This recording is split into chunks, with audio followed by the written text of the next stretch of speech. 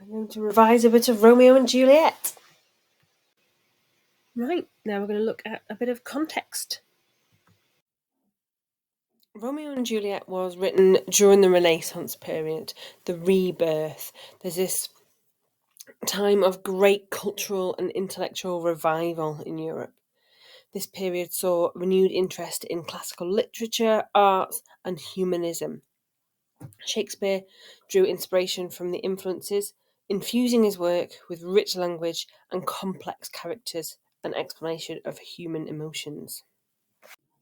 Romeo and Juliet, however, is set in a feudal society where social hierarchies and family honour are of utmost importance, and it's the feud between the Montagues and the Capulets that reflects this ongoing conflict among noble families in Italy during the time. This is another of Shakespeare's plays that relies or that looks really closely at love and courtship, and the concept of courtly love, which is really idealised in this period. So it's evident in Romeo and Juliet's relationship, and this play explores the tension between the lovers' private emotions and the public expectations of their families. During Shakespeare's time in this Elizabethan Jacobean period, arranged marriages were quite common. So the marriages were frequently arranged for social and economic reasons rather than for love. And Juliet's situation, where she's promised to Paris and she doesn't want to be, underscores the challenges faced by young individuals who sought to marry for love.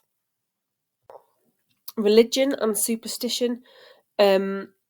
So religious and superstitious beliefs played a huge role in daily life, to the point where it's not that strange in context that Friar Lawrence was so involved in their secret marriage and in the potion plan.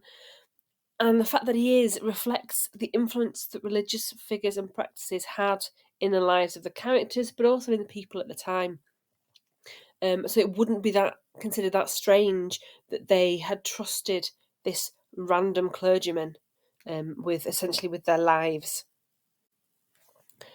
This play portrays the limited agency that women had in this society when this play was written. Juliet, for instance, is initially subject to her parents' wishes and societal expectations. Her defiance to pursue her own desires and the risks associated with that highlight the constraints placed on women. Whilst England was quite stable at the time, this play was set in Verona, and this backdrop reflects the political instability and the conflicts of the Italian city-states during the Renaissance. This setting contributes to the overall atmosphere of tension and violence in the play. Bear in mind, the audience would have known about this gossip of what was happening over in Italy at the time.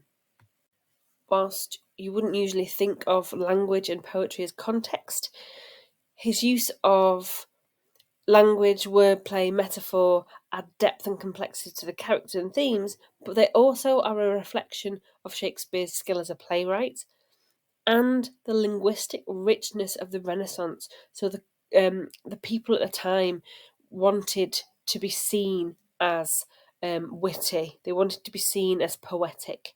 So all of this is very important in the context of in which this play is written.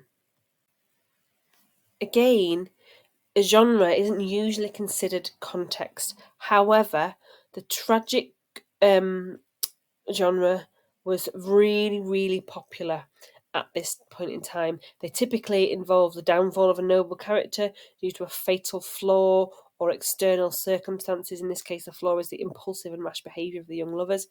And that was very, very popular at the time. And Shakespeare wrote for his audiences. He knew what they wanted. Not only did he write for his audiences, he wrote for these plays to be performed. He understood the nature of stagecraft. And the context here is that these plays were put on in the Globe Theatre and performed to a hugely diverse range of of people from lower classes right up to the nobility. So he had to be able to entertain the cheap seats, or the standing only seats, which were the penny seats, which that's about the price of a loaf of bread, so it's equivalent of about £1.30 in today's money, and then right up to the nobility who'd be up in the stalls, and they would pay a lot more, obviously. So he would have to be able to appeal to the cheap seats and right up to the nobility.